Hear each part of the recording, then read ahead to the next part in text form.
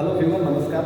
आज मैं आशीष सिंह के चैनल के माध्यम से एक ऐसे विद्यार्थी से भेंट कराने जा रहा हूं जो काफ़ी एक्सपीरियंसिव व्यूज अपना रखेंगी और जो एलएलबी में बीएचयू में पढ़ रही हैं, श्रेया त्रिपाठी जी से हम परिचय अपने व्यूअर को कराते हैं। तो सबसे पहले श्रेया त्रिपाठी जी, आप अपना परिचय दें, आप कहाँ से आती हैं और बीएचयू आपने कैसे ऑप्ट किया?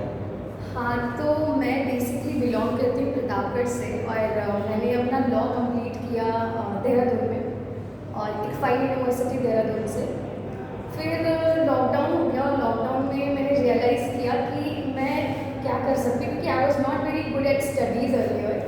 और फिर लॉकडाउन हुआ तो रियलाइज़ हुआ कि कुछ करना चाहिए लाइफ में।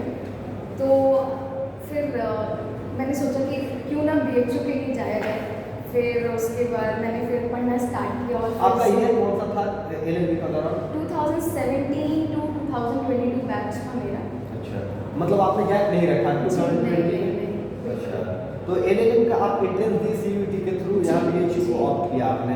तो आपने किस तरीके से एलएलएम का प्रिपरेशन किया? आप यहाँ के बच्चे जो एलएलएम के लिए तैयारी कर रहे हैं उनको किस प्रकार का सुझाव देना चाहती हैं? कि पहले सबसे इम्पॉर्टेंट चीज़ ये होती है कि आप थॉरली सब्जेक्ट से अवेयर हो, ठीक है, क्वेश्चन।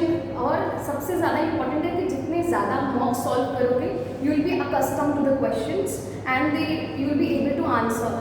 तो सबसे पहले इम्पॉर्टेंट चीज़ है कि आप अपना कॉन्सेप्ट क्लियर करो and then you will move to the questions, ठीक है।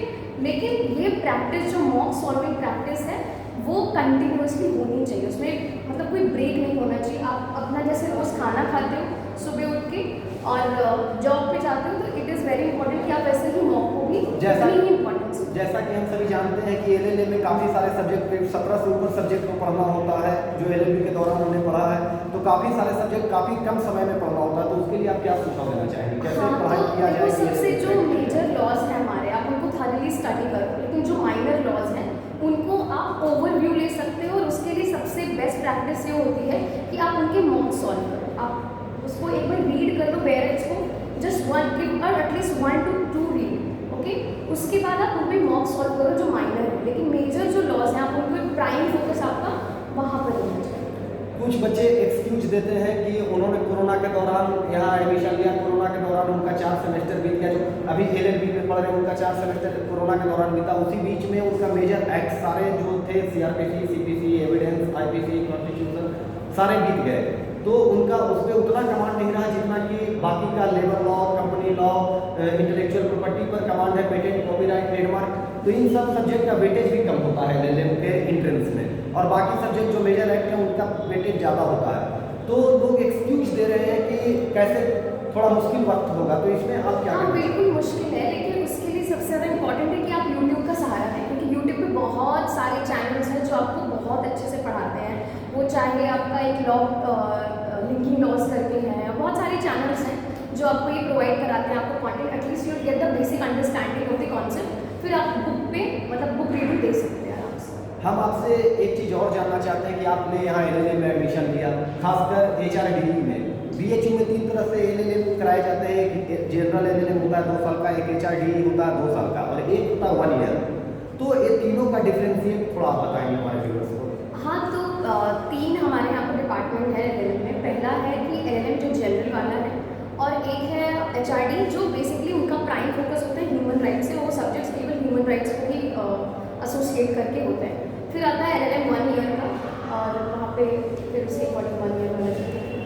एलएलएम 1 ईयर और एलएलएम 2 ईयर में कितना डिफरेंस आप देख पाती हैं एक बच्चे को जो एलएलबी में अभी है फाइनल ईयर में? इन द सेंस कि 2 इयर्स में you will get the enough time to understand the subject, लेकिन 1 ईयर में बहुत हरी सब चीज़ें होती हैं, सारे सब्जेक्ट को पढ़ना भी होता है, एग्जाम्स भी होते हैं, डेजर्टेशन भी प्रिपेयर करनी पड़ती है। लेकिन 2 इयर्स का अगर आप ऑप्ट करते हो तो you will get the better understanding of the subject in comparison to the 1 year LLM. जो स्टूडेंट जुडिशरी का प्रिपरेशन कर रहे हैं उनके लिए एलएलएम करना कितना सही है और कितना गलत है?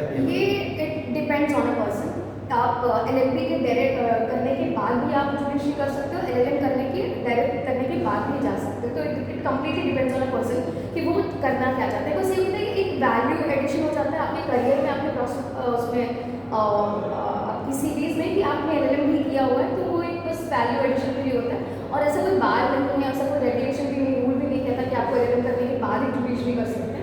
तो ऐसा कोई आपने देहरादून से BA LLB प्रोग्राम किया, फिर उसके बाद आपने यहाँ LLB BHU में ऑप्ट किया। आप बाकी यूनिवर्सिटी से BHU को किस प्रकार से अलग देखते हैं?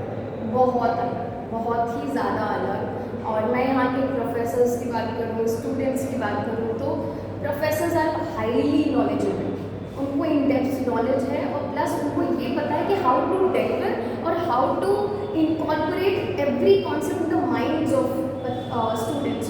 तो वो एक बहुत बड़ी चीज़ है जो मैंने अपनी यूनिवर्सिटी में देखा था, जहाँ पे केवल वो बस ऊपर ऊपर का नॉलेज दे देते थे, लेकिन यहाँ पर टीचर्स जो है, प्रोफेसर्स का जो प्राइम फोकस होता है वो ये होता है कि how to make your students aware in about the concepts in depth, that is important. तो वो एक बहुत बड़ा डिफरेंस, ह्यूज डिफरेंस क्रिएट कर देता है, दैट इज़ वाई कि अभी तक इनकी लेगेसी इतनी कंटिन्यू हो पाई है इतने सालों में भी। और तो हाँ, ये भी है इम्पॉर्टेंट।